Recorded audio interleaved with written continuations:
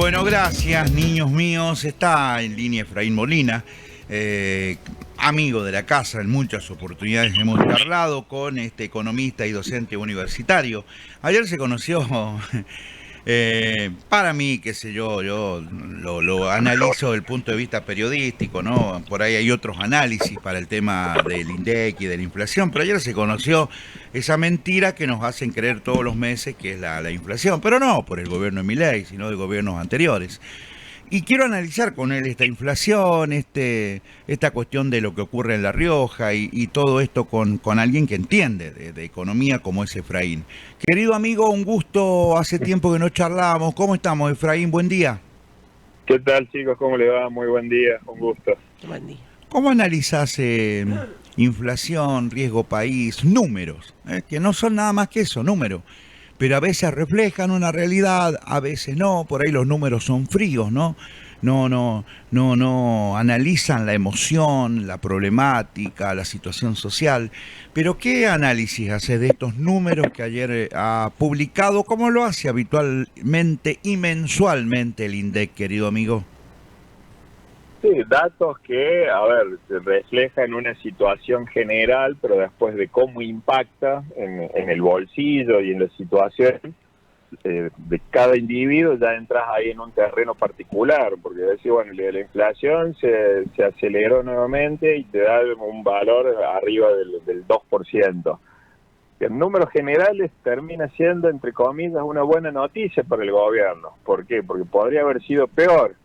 Dado todo lo que aconteció en noviembre, el paso a precios, recordemos después de las elecciones que había pasado en provincia de Buenos Aires, suba del riesgo país, caída en el precio de los bonos, de la acción, lo que había pasado con el dólar, todo el trasfondo de carácter político que mete mucho ruido en la economía, pero lo cierto es que los precios siguen subiendo. Entonces, esto es lo que te va marcando, es que los precios siguen subiendo. Si bien los alimentos están por debajo, porque suben al 1,9, los servicios es lo que más pesa. Entonces, cuando vos observas que sube salud, educación, transporte, todo lo que tiene que ver con energía, gas, teléfono y demás, y eso pega directamente en el bolsillo tuyo como consumidor. Y eso hace la sensación que diga la plata cada vez te alcanza menos.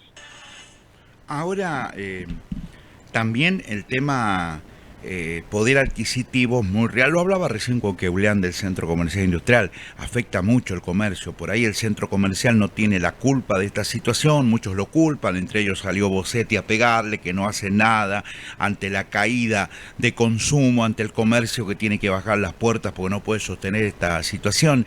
Pero es una realidad, Efraín, que yo puedo decir la inflación fue del 20, la inflación fue del 2, fue del 1,3, pero no refleja, como bien me respondías en parte recién, lo que nosotros vemos en las góndolas. Y ni hablar, querido amigo, si vamos, lo analizaba que en el pase con el programa anterior, si vemos el índice inflacionario o el porcentaje en el que ha subido el combustible, que es el motor, el que hace mover toda esta economía. En La Rioja tengo entendido que desde que asumió este presidente, llevamos casi un 300 a 350% de incremento en un litro de nafta. Vos sabés que ese proceso de reacomodamiento, a ver, si vos miras la cotización del dólar, tiene el valor internacional. Históricamente el valor de la nafta está entre 90 centavos, $1, $1.10. Ese es el precio, claro, que vos tenés. Entonces, ¿qué es lo que te sucede? Vos decís, sí, está bien, si yo lo miro en términos de dólar, está en ese valor, está en ese rango. Lo que pasa es que el poder adquisitivo nuestro para pagar el valor de un litro de combustible a $1 aproximadamente es lo inconducente. ¿Por qué? Porque nuestro poder adquisitivo se ha ido deteriorando. Son pocos los sectores y yo digo, bueno, a ver, yo miro la inflación de septiembre a septiembre, ¿cuánto llevo acumulado? Y llevo acumulado casi un 32%. Solamente en este año ya llevo acumulado un 22%. Y yo lo miro, septiembre del año pasado contra septiembre de este, es del 32%. Y hay muchos sectores de la economía que no fueron equiparando sus salarios en términos de lo que ha pasado con el nivel de inflación. Pero ahí hay una gran culpa de este gobierno, Efraín, porque, a ver, es muy cierto lo que vos decís, pero vamos a suponer, yo soy un trabajador público nacional, me ha aumentado, ponele, mínimamente el fideo, el arroz, un 30-35%, y mi sueldo mensualmente, las paritarias me dicen que me tienen que aumentar entre un 1 y un 3%, o sea, así es imposible, yo subo por la escalera, otro sube por el ascensor, otro sube en un cohete, o sea, hay una gran diferencia con la cual siempre que termina perdiendo es el sueldo el bolsillo del trabajador, que se ha depreciado su sueldo. Es que ese es el desfasaje que vos tenés, tu poder adquisitivo, es decir, lo que a vos te queda cuando le deducís la inflación, básicamente gran parte de los sectores, sobre todo gran parte de los estamentos públicos provinciales, los municipales también a veces en mayor cuantía, son los que van sufriendo esta erosión del poder adquisitivo. Entonces, por un lado, se trata de ir equilibrando la macro, pero después lo que vos decís en la micro, en la situación particular de lo que le pasa al que tiene que consumir, de lo que pasa, recién hablabas de la gente del centro comercial y lo que pasa en el comercio minorista, es la realidad latente de la micro, y ahí es donde no llegan los resultados. Entonces, estamos de acuerdo que tenés que estabilizar el tipo de cambio, que tenés que lograr superávit, que no tenés que tener emisión monetaria, que tenés que ir tratando de disminuir paulatinamente la inflación. Sí, está bien, son todos esos elementos macro. El problema es que la gente de a pie lo que necesita es que la micro se vaya acomodando, y es ahí donde no están los resultados. ¿Y qué papel o qué? A ver, vos sos economista y yo hago periodismo, ninguno de los dos por ahí entendemos, más allá que yo analizo en un editorial un hecho político, pero no soy político. ¿Qué papel puede jugar este efecto inflacionario, el riesgo país, el tema de los bonos, el tema de las acciones, con las próximas elecciones del 26, donde se supone, todo el mundo imagina que es un penal sin arquero, que el gobierno va a volver a perder, quizás en forma más abultada, porque cuando ocurrió lo de PBA todavía no estaba el 3% de las coimas, no estaba el fentanilo, no había todavía condenado, no estaba la Suizo, Argentina, no estaba Esper. Se supone que va a ser dura la derrota de octubre. ¿Qué puede cambiar en las góndolas, en el combustible, en el poder adquisitivo de la gente, Efraín? La conducta es de acuerdo al resultado electoral, los números que pasen el lunes, y ya lo vimos con una elección de Provincia de Buenos Aires, que era una elección legislativa de un distrito. Claro. Me parece que el gobierno apostó mucho ahí las fichas a nacionalizar una contienda de carácter provincial, y cuando obviamente no tuviste un resultado acorde, terminó pasando lo que pasó ese lunes, el lunes posterior. Cosas que pasan en Argentina, y por ahí es muy difícil que vos lo vayas a encontrar en otro país en una situación similar. Ahora, cuando vos tenés una contienda nacional y tenés una elección de medio término, ¿qué pasaría? En condiciones normales no te debería hacer tanto ruido en la economía, pero ahí volvemos a la misma situación. Es Argentina y es una parada importante para el gobierno. ¿Por qué? Porque necesita tener un resultado positivo de cara a los 2 años que le quedan de gestión, porque vos, para introducir las reformas que plantea el gobierno en materia tributaria, impositiva, laboral, previsional, vos lo que necesitas es un Congreso que apoye tus medidas, porque no podés gobernar por decreto, y eso está visto de lo que ha estado pasando durante estos 2 años de gestión. Entonces, si vos no lográs un resultado positivo, ¿cuál es la señal esta cuando dice no, el mercado reacciona en forma negativa? Porque lo que está viendo es la gobernabilidad que le pueda quedar al gobierno, la fortaleza para introducir esa reforma y conducir los destinos del país durante los próximos 2 años. Entonces, ¿qué es lo que te ocurre ahí? Se vuelve a disparar el riesgo país, se caen los bonos, tenés mayor presión sobre el dólar, y en Argentina, cada vez que vos tenés una presión sobre el tipo de cambio y se te empiezan a empeorar los indicadores, eso inmediatamente se traslada a precios. ¿Qué es lo que ha estado pasando durante estas últimas semanas? Porque no entiende el común de la gente, por ahí se pregunta, si necesita entender economía, y dice, pero ¿por qué los precios en Argentina siguen subiendo cuando las ventas caen? Y si vos hablas con un comercio minorista del rubro indumentaria, de calzado, electrodomésticos, aún el que vende alimentos y bebidas, claro, te dice, las ventas van en picada, y aún así, ¿por qué siguen aumentando los precios? A ver, la culpa no la tiene el comercio minorista, porque el comercio minorista no es formación de precios. hay una cadena hacia atrás donde son los distribuidores y hacia arriba los que les van marcando y los que les van poniendo la agenda.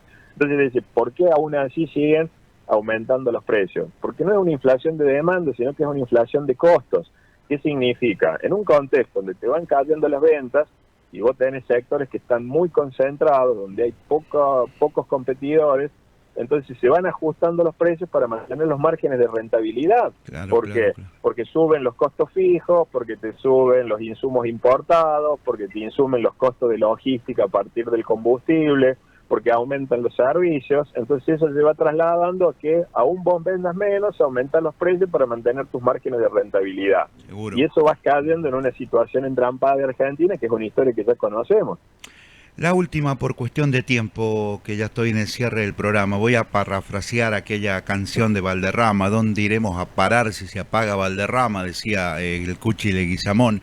¿Dónde vamos a parar con esto? ¿Hasta dónde se puede resistir? Porque una cosa es que a mí no me alcance y tenga que resignar y busque fideos de cuarta y no un Luchetti o un fideo de alguna marca importante. Una cosa es que no me alcance, pero otra es el humor social. Cuando la gente, acordate lo que ha pasado años anteriores, cuando pasaban estas situaciones, hasta vino el saqueo de los comercios, vinieron muchas cuestiones que nadie quiere que vuelvan a pasar en el país. Por eso la pregunta puntual, mi querido amigo, es ¿dónde iremos a parar con esto? ¿Esto tiene un techo o todavía no es el techo de este gobierno de Milei, esta situación que hoy vivimos? Argentina siempre es impredecible y siempre vos tenés un signo de interrogación. Lo que sí te va marcando la historia con los datos, que cuando vos tenés una elección de medio término, lo que hace, y sobre todo de la resunción de la democracia, el gobierno de Alfonsín del 83 para acá, es que la gente vota fundamentalmente con la percepción que tiene de la situación económica, pero no de la situación económica en general del país, no sobre la situación económica tuya, propia. Claro, claro. Si ves que tenés una situación de mejora o no, entonces ¿qué sucede? Y esto lo viste en las elecciones medio término que pasó durante el gobierno de Mauricio Macri, lo que le pasó a Alberto Fernández, lo que le pasó a Alfonsín en el 85 también con el plan Primavera, entonces Austral. Entonces lo que va viendo la gente es si la situación económica nota que hay alguna mejora, que hay alguna perspectiva, puede seguir apoyando al gobierno, al oficialismo. Cuando denota que tu situación se va deteriorando, ¿no? La forma de expresarlo es con el voto, dirigido a otra expresión que considera que lo puede representar mejor. Y esa es la estructura pendular que va teniendo Argentina, de ir moviéndote con estas elecciones de medio término cada 2 años hacia uno u otro lugar, en el sentido de que tuvieras una economía más estable independientemente de quién sea el partido gobernante o a quién le toque ser presidente, que eso es lo que han logrado otros países, en el caso de Brasil, en el caso de Chile, en el caso de Uruguay, más chiquito como el caso del mismo Paraguay, que más allá del cambio del gobierno de turno hay cuestiones económicas como que no se discuten independientemente de quién tenga que ejercer la primera magistratura.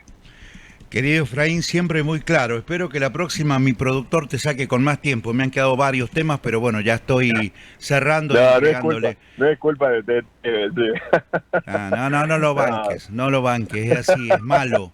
Es malo y después tengo que en 10 minutos preguntar cosas que son importantísimas y que me quedan. Pero bueno, no lo defiendas, que sos amigo de Tete, vos. Lo conozco desde hace mucho tiempo a Estefan y siempre está ahí vinculada. Habíamos quedado salir un poquitito antes, pero bueno, a veces por las cuestiones laborales mías lo tuvimos que retrasar. O sea, no, perdón. Él trata de acomodarlo con tiempo. ¿Lo conocés desde que era humano, pasando el limpio? No, desde que era chiquitito, cuando recién estaba... Por eso, ahí era humano. Ayer era humano, en un momento hizo el crack y quebró. Vengo de un tirano como Jair Albarracín y me ponen a Viña. Yo debo haber hecho mal las cosas en mi vida para merecer esto. No me digas que a Jair también lo conozco ahí cuando estaba en Radio Unlar.